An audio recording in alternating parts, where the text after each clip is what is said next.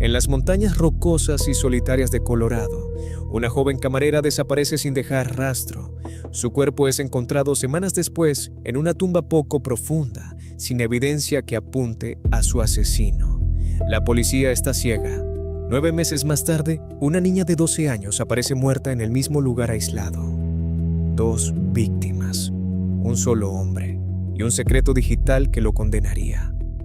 Esta es la historia de cómo la ciencia forense, desde las larvas de moscas hasta los archivos encriptados de una computadora, logró capturar a un depredador que creía haber borrado todas sus huellas. Era el 29 de junio de 1997, cuando el departamento del alguacil del condado de El Paso recibió una llamada urgente. En un área remota de las montañas, caminantes habían descubierto lo que parecía una tumba rasa. Al llegar, los oficiales recuperaron el cuerpo de una joven mujer en avanzado estado de descomposición. No había cartera, ni documentos, ni objetos personales que permitieran identificarla rápidamente. El terreno rocoso y la exposición a los elementos habían borrado gran parte de las pistas. La detective Michelle Hodges, a cargo del caso, sabía que enfrentaba uno de los escenarios más difíciles. La evidencia que poseíamos era muy limitada. No sabíamos dónde la habían matado. Normalmente es el lugar en el que encontramos parte de la evidencia. Esto obstaculizaba la investigación, recordaría más tarde. Durante la autopsia, el cuerpo fue identificado positivamente como Deidra Malachowski, de 24 años. Una camarera del cercano pueblo de Fountain. Había sido reportada desaparecida hacía exactamente una semana. La causa de muerte fueron múltiples golpes en la cabeza con un objeto contundente. Además, los exámenes revelaron que había sido violada antes de morir. La única evidencia biológica que conectaba a la víctima con su agresor eran fluidos hallados en su cuerpo. El cadáver había estado expuesto al aire libre y contenía larvas de mosca en diferentes etapas. Los investigadores decidieron apostar todo a la entomología forense. Contactaron a Thomas Hayder, un experto entomólogo del Laboratorio Criminal del Condado de Arapahoe. La entomología forense utiliza insectos para responder preguntas clave en crímenes. Las moscas hembras pueden localizar un cadáver en cuestión de minutos y comenzar a depositar huevos. Hayder recibió 2 tipos de larvas, unas preservadas en alcohol y otras vivas. En el laboratorio colocó las larvas vivas en recipientes con hígado de ternera o pollo para que continuaran su desarrollo hasta convertirse en moscas adultas. Una vez identificada la especie y determinada la edad exacta de las larvas, el experto dio su veredicto. Las larvas tenían aproximadamente una semana de desarrollo. Dado que Deidra había desaparecido exactamente una semana antes, los detectives concluyeron que fue asesinada en las primeras 24 horas tras su desaparición. Ahora tenían una línea de tiempo clara. La detective Hodges comenzó a interrogar a las personas cercanas a la víctima. El prometido de Deidra era la persona más cercana, pero se negó a cooperar. Contrató un abogado y guardó silencio. Los investigadores visitaron entonces a los vecinos y amigos. Donna Yerke y su esposo Alan, amigos cercanos de Deidra, expresaron sus temores. Creían que el prometido la había matado. Deidra les había confiado que tuvo una violenta pelea con él el día anterior a su desaparición. La relación era tóxica. Sin embargo, sin evidencia física directa, el caso se estancó durante meses.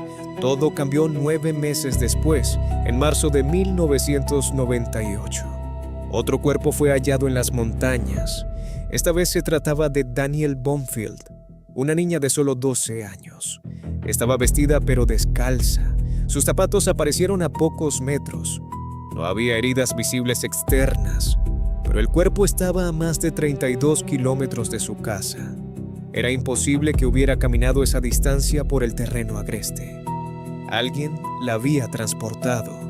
La madre de Danielle, Leslie Bonfield, declaró que la noche de la desaparición ella había salido a tomar unos tragos con amigos, dejando a su hija sola en casa. Al regresar, la niña ya no estaba. No había señales de forcejeo en la vivienda.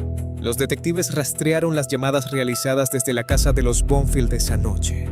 Una llamada a las 8:15 de la noche había sido hecha al localizador de Alan Jerky, el mismo Alan Jerky amigo de Deidre Malachowski. Cuando lo interrogaron, Jerky admitió haber recibido la llamada de Daniel, pero aseguró que todo estaba bien y que se retiró del bar donde estaba con Leslie sin avisarle sobre la llamada. Jerky, un trabajador de tiempo parcial y técnico de computadoras, tenía un historial preocupante. Había sido acusado anteriormente de agresión sexual. Los detectives obtuvieron una orden de registro para su automóvil. El vehículo estaba lleno de basura, ropa y papeles. El criminalista Charles Green procesó el auto meticulosamente. Debajo de los residuos encontraron dos piezas cruciales: el reloj y el cinturón de Daniel. Creían que la niña pudo haber sido estrangulada con el cinturón. Además, hallaron huellas de sangre en el parabrisas. Las manchas coincidían con el tipo de sangre de la víctima. Alan Jerky fue arrestado inmediatamente por el homicidio de Daniel Bonfield.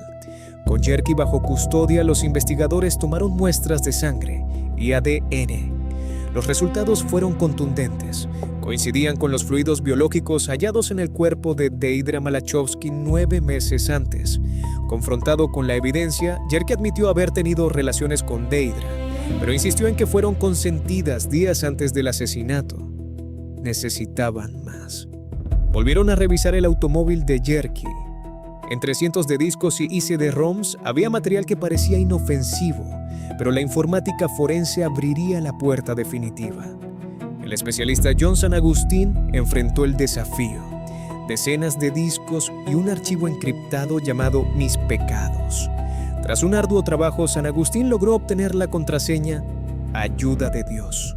Al abrir el documento, la primera pantalla confirmaba que el autor era Alan R. Jerky. El contenido era escalofriante: una lista detallada de crímenes cometidos y crímenes que planeaba cometer en el futuro. Entre ellos figuraba explícitamente la violación y el asesinato de Deidre Malachowski. Según la confesión digital, Jerky había recogido a Deidre mientras ella esperaba un autobús. La redujo, la violó, la mató y luego condujo hasta las montañas para ocultar su cuerpo. El archivo también detallaba otros planes oscuros, demostrando que se trataba de un depredador en serie cuyo apetito crecía. La evidencia fue irrefutable.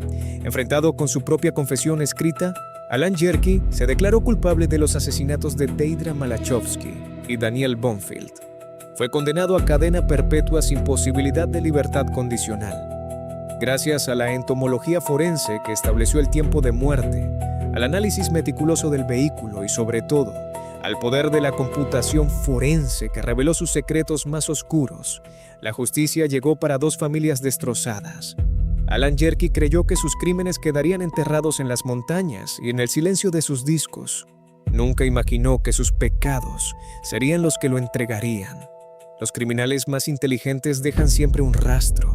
A veces es tan pequeño como una larva, otras tan revelador como un archivo encriptado.